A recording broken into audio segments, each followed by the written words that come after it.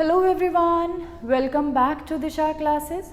उम्मीद करती हूँ मेरी वीडियोस और मेरा कंटेंट आपको पसंद आ रहा होगा। आपको किसी न किसी एग्ज़ाम को प्रिपेयर करने में या आपके बिज़नेस को ग्रो करने में मेरी मार्केटिंग की वीडियोस ज़रूर हेल्पफुल होंगी। आज हम डिस्कस करेंगे फिलिप कोटलर की बुक का चैप्टर 18 पार्ट 14। इससे पहले इस चैप्टर के 13 पार्ट्स ऑलरेडी अपलोडेड हैं। अगर अभी तक आपने नहीं देखे तो आप हमारी मार्केटिंग की प्लेलिस्ट को विजिट कर सकते हैं। 18th चैप्टर हमारा है मैनेजिंग मास कम्युनिकेशन। अगर हम फिलिप कोटलर की बुक की बात करें तो उसमें हमारे पास मार्केटिंग कम्युनिकेशन के 8 ऐसे टूल्स दे रखे हैं जिनके थ्रू कोई भी कंपनी अपनी मार्केटिंग कम्युनिकेशन को टारगेट ऑडियंस तक पहुंचा सकती है। अगर हम इन 8 मार्केटिंग कम्युनिकेशन मेथड्स की बात करें तो उनमें से 4 कम्युनिकेशन के मेथड ऐसे हैं जो हमारे मैसेज को एक ही टाइम पे मास लेवल के ऑडियंस तक पहुंचाएंगे। जो हमारे मास कम्युनिकेशन के टूल्स हैं वो हैं 4: advertising, sales promotion, events and experiences and public relation. तो ये 4 ऐसे कम्युनिकेशन के मेथड्स हैं जिनके थ्रू आप अपने मार्केटिंग कम्युनिकेशन को या अपने मार्केटिंग के मैसेज को एक ही टाइम पे मास लेवल के ऑडियंस तक पहुंचा सकते हैं।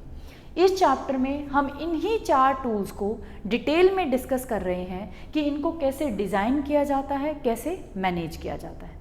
पार्ट 14 स्टार्ट करने से पहले एक बार हम देख लेते हैं लास्ट टॉपिक हम क्या डिस्कस कर रहे थे। हमने स्टार्ट कर रखा है developing and managing and advertising programme. Advertising programme को कैसे डिज़ाइन किया जाता है, कैसे मैनेज किया जाता है। अगर हम इसके प्रोसेस की बात करें तो इसमें 5 स्टेप्स हैं। उसको 5M ऑफ एडवर्टाइजिंग भी बोला जाता है क्योंकि ये जो 5 स्टेप्स हैं ये जो स्टार्ट होते हैं वो M से होते हैं। सबसे पहले आप अपना एडवर्टाइजिंग प्रोग्राम का मिशन डिसाइड करेंगे कि आपका क्या ऑब्जेक्टिव है एडवर्टाइजिंग करने का। फिर आप डिसाइड करेंगे कि कितना मनी आप अपने एडवर्टाइजिंग प्रोग्राम पे स्पेंड करेंगे।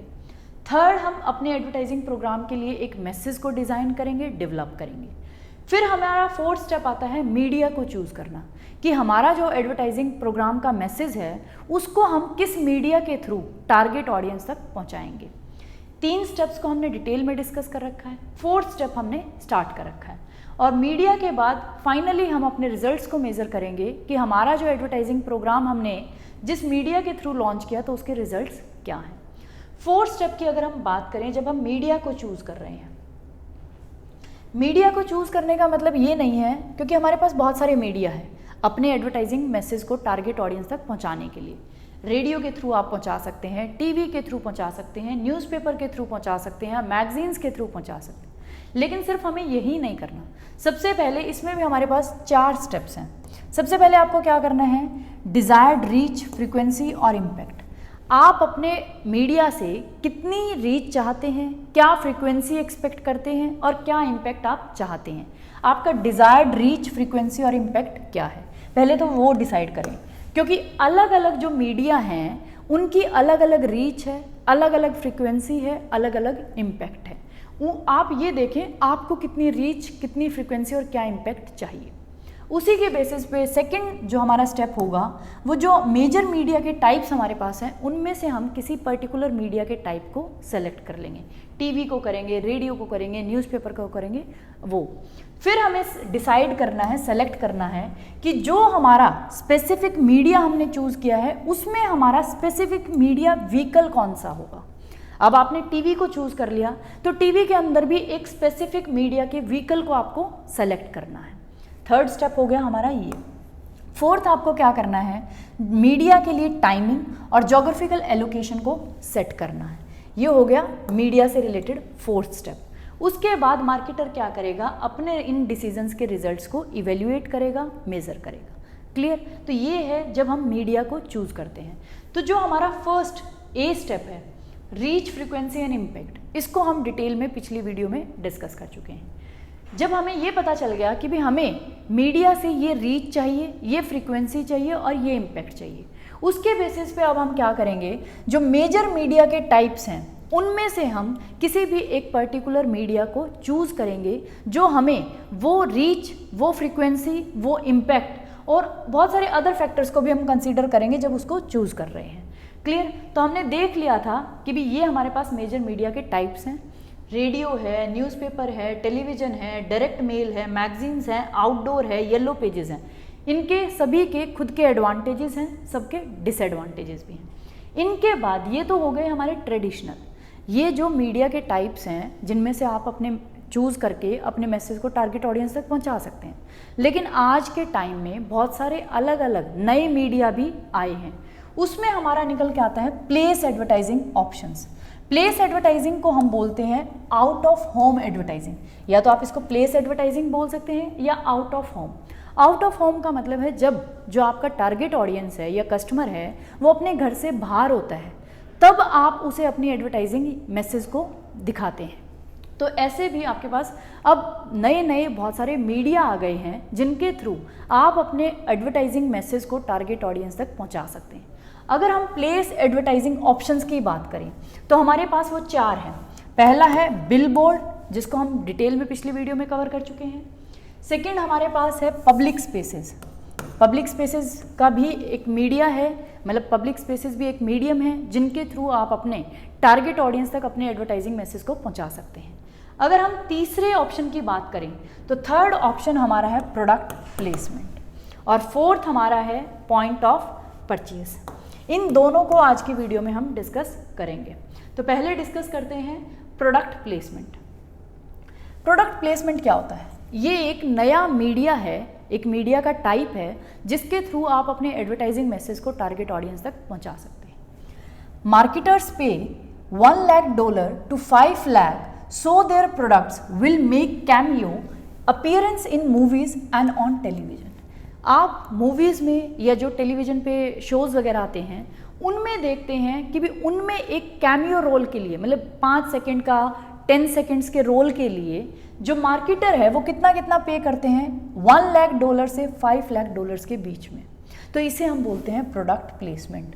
आपने अपने प्रोडक्ट की प्लेसमेंट करी कहाँ, या तो मूवीज़ में या जो हमारे टेलीविज़न पे शोज़ आते हैं उसमें सिर्फ एक कैमियो अपीयरेंस के लिए, कैमियो मतलब 5 या 10 सेकंड की अपीयरेंस के लिए, वो जो अपीयरेंस आपने ली है, खरीदी है मूवीज़ से या जिस भी शोज़ से, तो उसे हम बोलते हैं प्रोडक्ट प्लेसमेंट। तो ये भी आप ये देखें कि भी टेलीविज़न में ही एक पार्ट है कि भी जो मूवीज़ हैं, ये टेलीविज़न का हम नहीं कह सकते, आप मूवीज़ देखने थिएटर में भी जाते हैं, उनमें भी आपको मूवीज़ के बीच में जो अपीयरेंस मिलती है प्रोडक्ट्स की, तो उसे हम बोलते हैं product placement.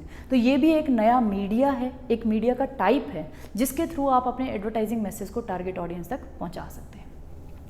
Sometimes such product placement are the result of a larger network advertising deal। ये कह रहा है कई बार क्या होता है, जो ये हम प्रोडक्ट प्लेसमेंट्स करते हैं ये बहुत लार्जर नेटवर्क एडवर्टाइजिंग डील होती है। But small product placement shops also maintain ties with prop masters, set designers and production executive.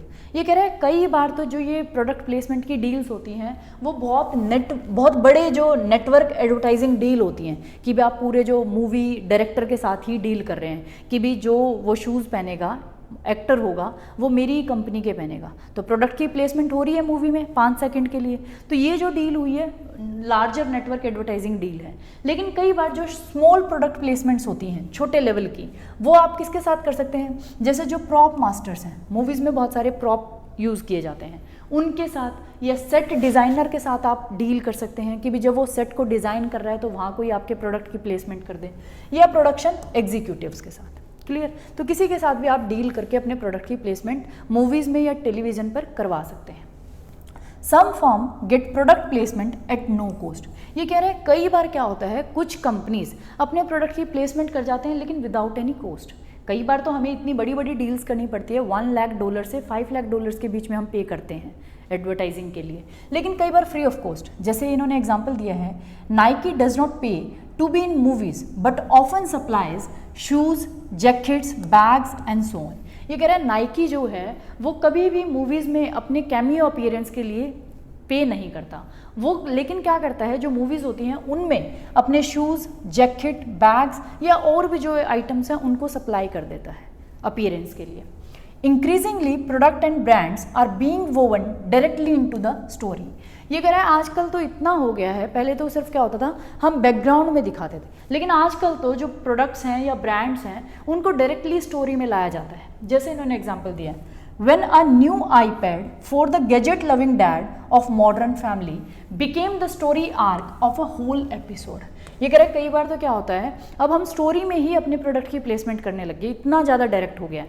एक एपिसोड आया, उस एपिसोड में टोटल क्या दिखाया गया, एक मॉडर्न फैमिली है, उस मॉडर्न फैमिली का जो डैड है, मतलब जो पापा है उनका बच्चों का, वो गैजेट लविंग है, तो वो बच्चे उसको क्या गिफ्ट कर रहे हैं, एक नया आईपैड गिफ्ट कर रहे हैं। तो आप खुद देखें कि मॉडर्न फैमिली जो जहाँ एक जो उनका फादर है वो गैजेट लविंग है, तो वहाँ जो चाइल्ड है वो क्या गिफ्ट कर रहा है अपने पापा को, आईपैड गिफ्ट कर रहा है। तो ऑब्वियसली यहाँ किसकी मार्केटिंग हो रही है, किसकी मार्केटिंग कम्युनिकेशन हो रही है, किसका मैसेज आ रहा है, आईपैड का, एप्पल का ऑब्वियसली। तो होल एपिसोड में आप ये देखिए स्टोरी में ही डाल दिया, स्टोरी में वो पर्टिकुलर दिखा रहे हैं। In some cases, however, brands pay for the rights to appear in a movie as with Square। और कई बार क्या होता है मूवीज़ में अपीयरेंस के लिए उन्हें पे भी करना पड़ता है। इसका मैं आपको एक एग्जांपल दिखाती हूँ।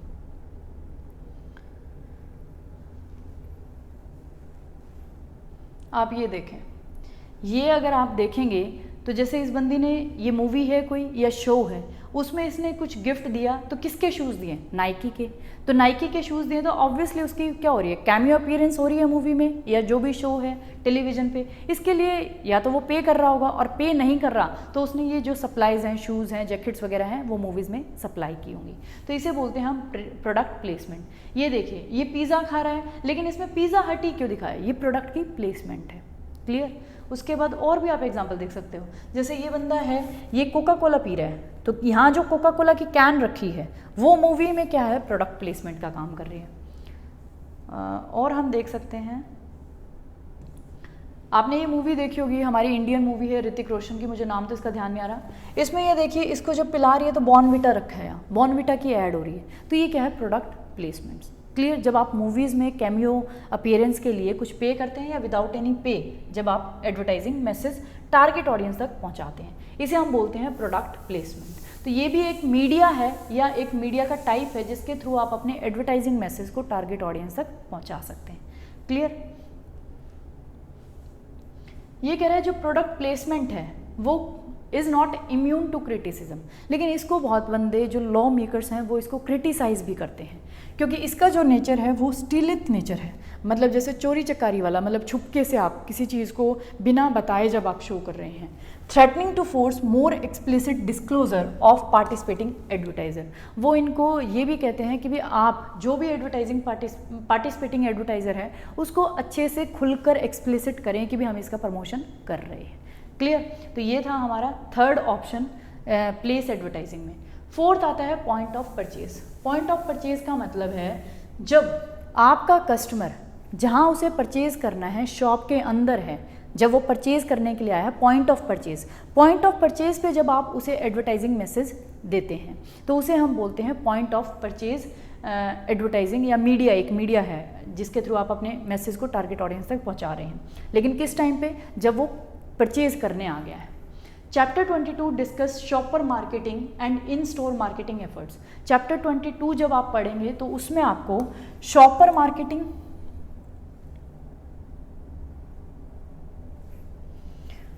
मार्केटिंग, और इन स्टोर जो मार्केटिंग एफर्ट्स हैं उनका पता चलेगा, मतलब पॉइंट ऑफ परचेज को वहां हम डिटेल में पढ़ेंगे।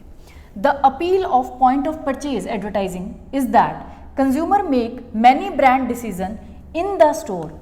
ये कह रहा है इसका इतनी इंपॉर्टेंस क्यों है कि भी हम पॉइंट ऑफ परचेज एडवर्टाइजिंग को इतनी इंपॉर्टेंस दे रहे हैं। इसका कहने का मतलब है जो कंज्यूमर है वो मोस्टली 74%, एक स्टडी की गई उसके अकॉर्डिंग ये आया कि 74% जो कंज्यूमर्स हैं वो अपने ब्रांड के डिसीजन कब लेते हैं, जब वो स्टोर में एट प्रेजेंट होते हैं। वो घर से सोच के जाते हैं कि उन्हें टूथपेस्ट लेना है, लेकिन वो ब्रांड डिसाइड करके नहीं जाते, उन्हें कोलगेट का लेना है, उन्हें या फिर किसी और ब्रांड का लेना है, पेप्सोडेंट लेना है, कोलगेट लेना है, दंत कांति लेना है, वो ब्रांड डिसाइड करके नहीं जाते। तो जितने भी 74% कंज्यूमर्स ऐसे होते हैं जो ब्रांड का डिसीजन कहाँ जाके करते हैं, स्टोर में, जब वो उस पॉइंट ऑफ परचेज पर पहुंच जाते हैं। तो इसलिए जो पॉइंट ऑफ परचेज एक मीडिया है आपके मैसेज को पहुंचाने का। अब आपको लग रहा होगा कि मैम स्टोर में कब एडवर्टाइजिंग हो जाती है, तो आप ये देखें कि भी हम नोटिस भी नहीं करते, और पॉइंट ऑफ परचेज जो हमारा स्टोर है, जब हम खरीदने जाते हैं वहाँ भी हमें एडवर्टाइजिंग मैसेज मिलते हैं अलग अलग ब्रांड्स के। अभी मैं आपको एग्जाम्पल के साथ दिखाऊंगी। There are many ways to communicate at the point of purchase। ये कह रहा है, अब तो आपको लग रहा होगा कि पॉइंट ऑफ परचेज पे कैसे हम कम्युनिकेट कर सकते हैं, कैसे टारगेट ऑडियंस तक अपने मैसेज को पहुंचा सकते हैं। लेकिन बहुत सारे तरीके हैं, including ads on shopping carts. जब भी आप किसी स्टोर में जाते हैं, सुपरमार्केट में जाते हैं, आपको वहाँ क्या मिलते हैं, जैसे ग्रोसरीज वगैरह रखी है, जो भी आइटम्स आपको चाहिए वो सेल्फ पे रखा है, तो आपको एक शॉपिंग कार्ट दिया जाता है, ट्रॉली दी जाती है, जिसके थ्रू उसमें आप आइटम्स को डालते जाएं जो भी आपको खरीदना है, फिर आप बिलिंग करवा लें एक साथ। तो जो शॉपिंग कार्ट्स होती हैं उनके जो हैंडल्स होते हैं, ये शॉपिंग कार्ट के साइड में जो स्टिकर्स चिपके होते हैं, वो किसी ना किसी ब्रांड्स के ज़रूर होते हैं। तो उन पे किसी ना किसी ब्रांड की एडवर्टाइजिंग या मैसेज आपको दिख रहा है। जैसे ही आप शॉपिंग कार्ट उठाने गए, मान लो आपको पेस्ट ही लेनी थी, उस पर कोलगेट लिखा है, तो आप तभी डिसाइड कर लेंगे मुझे पेस्ट लेनी है किसकी, कोलगेट। तो आपको वहाँ से ध्यान आ गया कि मुझे कोलगेट लेनी है। एक ब्रांड का जो आपने डिसीजन लिया वो वहीं जाके। शॉपिंग कार्ट के अलावा जो कार्ट के स्ट्रैप्स होते हैं, उन पे भी किसी न किसी ब्रांड का जिक्र ज़रूर मिलेगा। एसल्स होते हैं। एसल्स का मतलब है, जब आप जाते हैं किसी भी स्टोर में परचेज़ करने के लिए, तो आपको रैक्स मिलते हैं, ऐसे रैक है, यहाँ रैक है, तो रैक्स के बीच में जो ये फ्लोर है, जहाँ आप स्पेस है खड़े होने के लिए, उस फ्लोर पे भी आपको कई बार प्रोडक्ट्स के अलग अलग नाम या उनके प्रोडक्ट की पिक्चर्स या कुछ ना कुछ उनके बारे में लिखा हुआ ज़रूर मिलता है, उसे हम बोलते हैं एसल्स। एंड शेल्फ्स, जो आप शेल्फ्स देखते हैं जिन पे वो सामान रखा होता है, वहाँ भी आपको अलग अलग ब्रांड्स के प्रोडक्ट्स के नेम मिलते हैं या उनकी इमेजेस मिलती है। इन स्टोर डेमोन्स्ट्रेशन, कई बार क्या होता है, वहाँ जो एलईडी लगी है, एलईडी में भी अलग अलग प्रोडक्ट्स के ब्रांड्स चलते रहते हैं, उनका डेमोन्स्ट्रेशन चलता रहता है। तो अगर मान लो आपको रेफ्रिजरेटर लेना है, आप एक इलेक्ट्रॉनिक्स के स्टोर पे गए, अब आप वहाँ जाते ही आपने देखा कि वहाँ जो डेमोन्स्ट्रेशन चल रहा है, इन स्टोर जो डेमोन्स्ट्रेशन चल रहा है, वो सैमसंग के रेफ्रिजरेटर का चल रहा है, तो आप वहीं डिसाइड कर लेते हैं मुझे सैमसंग का ही लेना है। सैमसंग के बाद वो डेमोन्स्ट्रेशन अलग का दिखा रहे हैं, तो वहाँ से आपने देखा अरे सैमसंग से अच्छा तो वर्लपूल का है, तो आप स्विच कर जाते हैं। तो लाइव डेमोन्स्ट्रेशन जो चलते हैं, लाइव सैम्पलिंग वहाँ होती है। इंस्टेंट कूपन मशीन्स होती हैं, वहाँ कूपन मशीन आपको दिखेंगी। कूपन मशीन्स भी पॉइंट ऑफ परचेज पर ही अपनी एडवर्टाइजिंग कर रही हैं।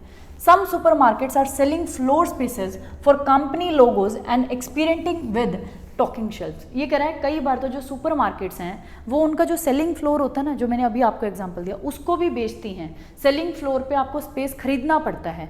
सुपरमार्केट वालों के पास जाएं, आप उनसे बोले कि जो आप पे ये एंट्री वाला स्पेस है, कि जैसे ही कस्टमर एंटर करे तो वहाँ एक बड़ा सा लोगो आपके ब्रांड का मिले, तो ये जो आपने स्टोर का सेलिंग स्पेस आप खरीद रहे हैं उसके लिए आपको पे करना पड़ता है। तो ये भी क्या है, पॉइंट ऑफ परचेज वाली एडवर्टाइजिंग मैसेज तो है, एक मीडिया है जिसके थ्रू आप अपने एडवर्टाइजिंग ब्रांड को या प्रोडक्ट को बता रहे हैं।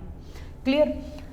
मोबाइल मार्केटिंग रीच कंज्यूमर विया स्मार्टफोन व्हेन इन स्टोर। ये कह रहा है और जैसे ही कस्टमर आपके स्टोर में आता है तो वैसे ही आप उनके मोबाइल फ़ोन्स नंबर ले लेते हैं, तो उनके पास डायरेक्टली मैसेज चला जाता है आपकी ब्रांड का। जैसे आप लिवाइस के शोरूम पे गए, तो जैसे ही मतलब आप वहाँ बिलिंग करवाते हैं तो एक बार वो आपका कॉन्टैक्ट डिटेल्स मांगते हैं। जैसे ही अगली बार उनका कोई भी ऑफर होगा या कुछ भी होगा, या जैसे ही आप स्टोर में जाएंगे तो आपके पास उन्हें पता चल जाएगा कि हाँ आप आ गए, तो वैसे ही एक मैसेज चला जाता है। आप बिलिंग करवा रहे हैं, दोबारा से आपने लिवाइस का कुछ प्रोडक्ट लिया, बिलिंग करवा रहे हैं, तो तभी आपके पास उन्हें पता चल गया कि बंदा स्टोर में है, बिलिंग करवा रहा है, तो तभी एक मैसेज आएगा कि मैम ये ऑफर भी चल रहा है। तो वो भी क्या, पॉइंट ऑफ परचेज। वो तभी आपको ऑफर बता देते हैं कि भी आपने पिछली परचेज करी थी और इस परचेज को मिला के ये ऑफर चल रहा है और आप खरीद सकते हैं। तो ये जो मोबाइल मार्केटिंग है जब आप स्टोर में होते हैं, या point of purchase radio provides FM style programming and commercial messages 2000 of food stores and drug stores nation wide. या पॉइंट ऑफ परचेज पे रेडियो की जो FM स्टाइल प्रोग्रामिंग चलती रहती है, रेडियो, वहाँ कुछ ना कुछ साउंड चलता रहता है किसी प्रोडक्ट के बारे में या कुछ भी। Video screens in some stores such as Walmart play TV type ads, और कई बार कई सुपर स्टोर्स जो होते हैं जैसे वॉलमार्ट है, उसमें क्या होता है टीवी टाइप की एड्स चलती रहती हैं स्क्रीन्स पर, उनके थ्रू भी अलग अलग प्रोडक्ट्स अपने अपने मैसेज को पहुँचाते रहते हैं, अपनी इन्फॉर्मेशन देते रहते हैं। तो ये था पॉइंट ऑफ परचेज। तो ये भी एक मीडिया है जिसके थ्रू आप अपने एडवर्टाइजिंग मैसेज को टारगेट ऑडियंस तक पहुँचा सकते हैं। तो हमने देखा कि भी कुछ जो मीडिया के टाइप्स हैं वो ट्रेडिशनल है, जैसे टीवी बहुत सालों से आ रहा है, उस पर एडवर्टाइजिंग हम देखते हैं, उसके बाद रेडियो पे भी हम एडवर्टाइजिंग देते हैं, न्यूज़पेपर में भी देखते हैं। लेकिन जो ये पॉइंट ऑफ परचेज़ है, ये जो हमने मूवीज़ वाला देखा, प्रोडक्ट प्लेसमेंट, या पब्लिक स्पेसेस वाला देखा, पहले पब्लिक स्पेसेस जो पब्लिक प्लेसेस होती थी उन पे नहीं होते थे, लेकिन आजकल आप देखें बसेस पे आपको एडवर्टाइजमेंट दिख रही है, ट्रेन्स में आप जा रहे हैं, मेट्रो में आपको एडवर्टाइजिंग दिख रही है, मेट्रो स्टेशंस पे इतने बैनर्स या पोस्टर्स या बिल बोर्ड्स लगे होते हैं। तो ये जो नए तरीके हैं, मीडिया हैं अलग अलग, जिनके थ्रू आप अपने एडवर्टाइजिंग मैसेज को टारगेट ऑडियंस तक पहुँचा सकते हैं। क्लियर? ये था हमारा आज का टॉपिक। इसके बाद हम क्या करेंगे, ये जो अलग अलग मीडिया हमने देखे हैं इनके इवेल्युएट करेंगे कि भी ट्रेडिशनल और नॉन ट्रेडिशनल में क्या फ़र्क है। क्लियर? ये हम नेक्स्ट वीडियो में डिस्कस करेंगे। अगर आपको कोई भी डाउट होता है तो आप मुझे कमेंट बॉक्स में कमेंट कर सकते हैं। Thank you for watching Disha classes. और जितने भी मेरे व्यूअर्स हैं जिन्होंने अभी तक चैनल को सब्सक्राइब नहीं करा, तो सबसे पहले तो आप चैनल को सब्सक्राइब कर लें, दिशा क्लासेस को, ताकि सभी वीडियोस की आने वाली नोटिफिकेशन आपको मिलती रहे। और जितने भी व्यूअर्स हैं प्लीज़ वीडियोस को ज़्यादा से ज़्यादा शेयर करा करो। इन रिटर्न आप मुझे यही पे बैक कर सकते हैं मेरी वीडियोस के लिए। मैं आपके लिए यहाँ बहुत एफर्ट्स डालती हूँ, क्योंकि यूट्यूब पे कोई भी ऐसा चैनल नहीं है आज तक जो free of cost Philip Kotler की बुक से मार्केटिंग सब्जेक्ट को कवर करवा रहा हूँ। लेकिन यहाँ मैं आपको फ्री ऑफ कॉस्ट इतने एफर्ट्स डाल के कि लाइन टू लाइन आपको इतनी इजी तरीके से समझाने की कोशिश करती हूँ कि हर एक बच्चे को जो या तो किसी एग्ज़ाम के पॉइंट ऑफ व्यू से या कोई अपने बिजनेस के पॉइंट ऑफ व्यू से मार्केटिंग फिलिप कोटलर की बुक से समझना चाहता है तो उसे ईजीली समझ आ जाए कि कैसे वो मार्केटिंग करे। क्लियर? संदीप महेश्वरी जो सर हैं, मोटिवेशनल स्पीकर हैं, आपको पता है, वो भी अपनी वीडियोस में रिकमेंड करते हैं कि अगर आपको कोई भी बिज़नेस स्टार्ट करना है या कोई भी आप अपने बिज़नेस स्टार्ट कर रखा है उसको ग्रो करना चाहते हैं, तो अपनी लाइफ में एक बार आप ज़रूर फिलिप कोटलर की बुक से मार्केटिंग सब्जेक्ट को पढ़ें। वो आपको बहुत हेल्प करेगा आपके बिज़नेस को ग्रो करने में या बिज़नेस को स्टार्ट करने में। तो ऐसा कोई भी आज तक चैनल नहीं है जो इस बुक को line to line Hindi language में इतने ईजी तरीके से आपको समझाए विद एग्जाम्पल्स। तो इन रिटर्न जो भी मेरे व्यूअर्स हैं मेरी वीडियोस को देखते हैं, अगर वीडियो आपको अच्छी लगती है तो प्लीज़ इन रिटर्न आप मेरे लिए ये कर सकते हैं कि वीडियोस को ज़्यादा से ज़्यादा शेयर करा करो। आपके जो व्हाट्सएप हैं या जितने भी सोशल मीडिया है, आप वहाँ मेरी वीडियोस को शेयर कर सकते हैं। Thank you for watching Disha classes and spotting में।